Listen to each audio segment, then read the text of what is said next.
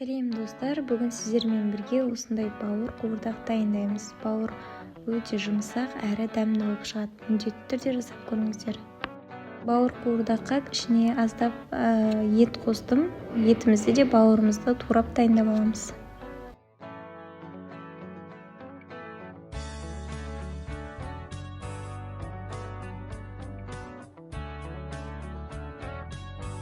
Мен аздап іш май қостым. Сұйық майдың өзімен жасасаңыздар да болады, бірақ іш маймен өте дәмдірек шығады.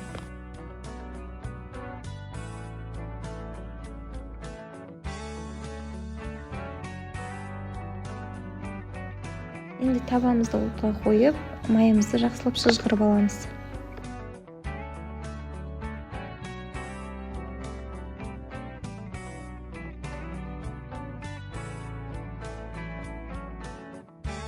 Сұйық майымызды құямыз. Қызарып шыжғырылғаннан етімізді салып бірінші пісіріп аламыз.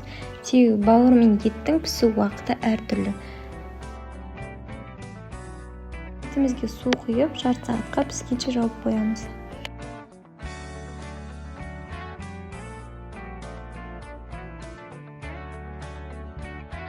Етіміздің суы сарқылып пісіп қалған кезде бауырымызды салып жібереміз.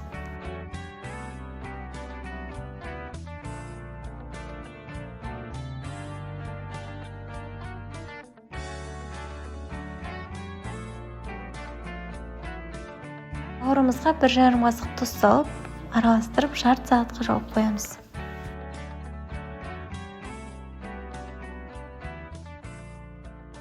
Пиязымызды турап салып жібереміз. Пияздың өзінің суы шығып, ерекше дәм беретін болады, сондықтан су қосудың қажеті жоқ.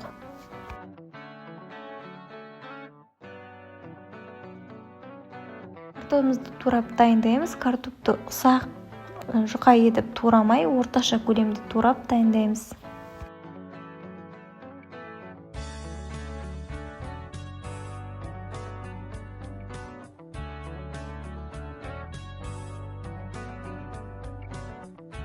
Картошкамызды бауырға салып, 1 чайный ложка тұз салып, араластырып, бетін жауып, жарты сағатқа картоп піскенше қоямыз. Мүлдем ашпаймыз, араластырмаймыз.